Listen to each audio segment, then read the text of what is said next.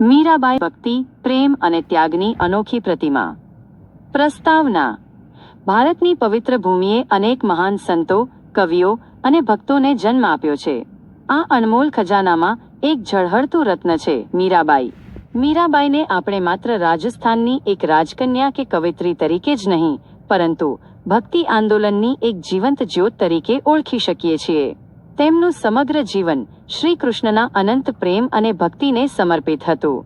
મીરાના જીવનનું દર્શન કરતા આપણને સમજાય છે કે એક સ્ત્રી સામાજિક બંધનો, રાજકીય આડંબરો અને કુટુંબની મર્યાદાઓ સામે પણ અડગ રહીને પોતાના ઇષ્ટદેવ માટે સમર્પિત જીવન જીવી શકે છે.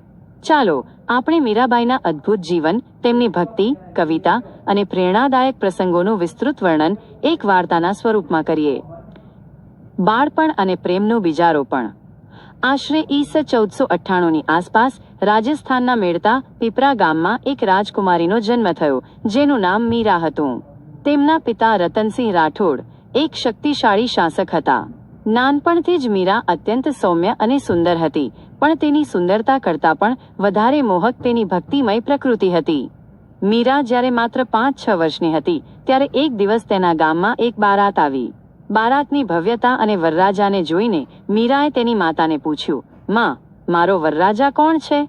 માતાએ મીરાના બાળ સહજ પ્રશ્નનો ઉત્તર મજાકમાં આપ્યો, "તારો વરરાજા તો તે છે જેને તું આટલી પ્રેમથી પૂજે છે." અને તેમણે શ્રી કૃષ્ણની એક સુંદર મૂર્તિ મીરાના ખોળામાં મૂકી. આ ક્ષણે મીરાના નિર્દોષ હૃદયમાં શ્રી કૃષ્ણ માટેના અનન્ય પ્રેમનું બીજ રોપાઈ ગયું. આ પછી મીરાનો સમય શ્રી કૃષ્ણની પૂજા, ભજન અને કીર્તનમાં વીતવા લાગ્યો. તે પોતાના રમકડા અને રમતો બધું જ છોડીને પોતાની નાની શ્રી કૃષ્ણની મૂર્તિ સાથે વાતો કરતી, ગીતો ગાતી અને તેને લાડ લડાવતી. તેના માટે કૃષ્ણ માત્ર એક મૂર્તિ નહોતા, પણ જીવંત અને વાસ્તવિક પ્રિયતમ હતા. યુવાની અને લગ્ન જીવનનો સંઘર્ષ. મીરાની યુવાનીમાં પગ મૂકતાની સાથે જ તેના લગ્નની ચિંતા રાજપરિવારને થવા લાગી. તેનો લગ્ન મેવાડના શૂરવીર રાજકુમાર ભોજરાજ સાથે થયો.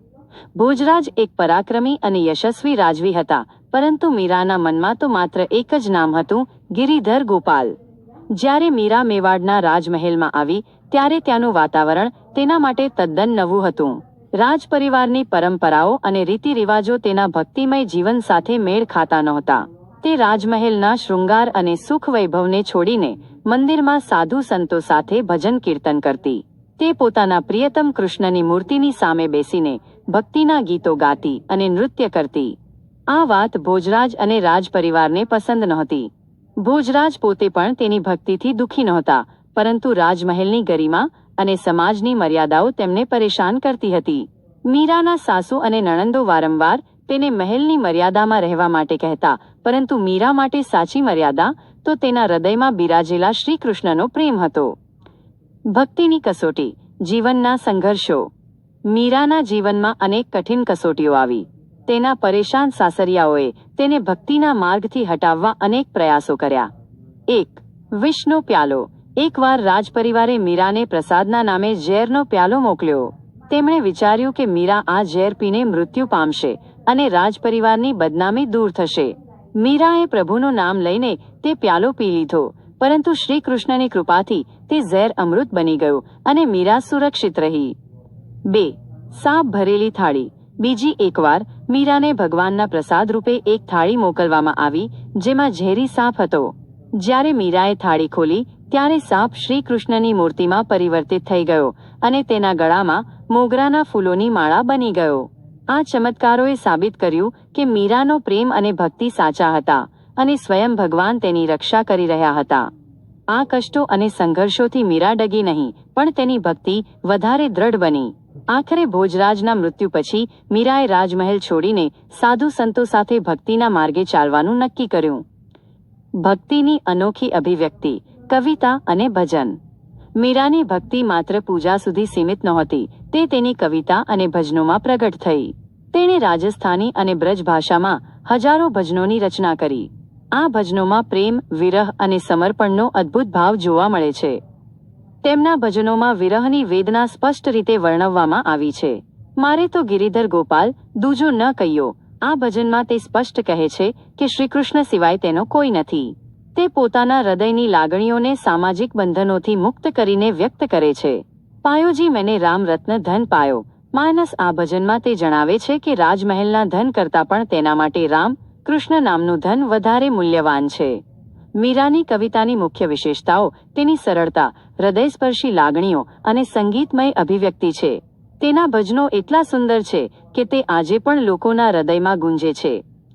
અંતિમ પ્રવાસ, ભક્તનો ભગવાનમાં વિલય. સાસરિયાના ત્યાગ પછી મીરાએ પોતાના જીવનને સંપૂર્ણપણે કૃષ્ણના ચરણોમાં સમર્પિત કરી દીધું. તેમણે બ્રજ, મથુરા, વૃંદાવન અને દ્વારકા જેવા પવિત્ર સ્થળોની યાત્રા કરી. તે જ્યાં પણ જતી ત્યાં ભજન કીર્તનના પ્રવાહમાં લોકો ડૂબી જતા. અંતે ઈસ 1547ની આસપાસ મીરા દ્વારકા પહોંચી. ત્યાં તે રણછોડજીના મંદિરમાં ભક્તિમાં લીન થઈ ગઈ. કહેવાય છે કે ભજન ગાતા ગાતા તે રણછોડજીની મૂર્તિમાં સમાઈ ગઈ અને તેની સાડીનો એક છેડો મૂર્તિ સાથે વીંટળાઈ ગયો. આ ઘટનાએ સાબિત કર્યું કે મીરાનું અસ્તિત્વ તેના ભગવાનના અસ્તિત્વમાં સંપૂર્ણપણે ભળી ગયું હતું. આ ભક્તનો તેના ભગવાનમાં વિલય હતો, જે ભક્તિના ઇતિહાસમાં એક અજોડ ઘટના છે. નિષ્કર્ષ, મીરાની વારસાગાથા. મીરાનું જીવન આપણને અનેક સંદેશા આપે છે.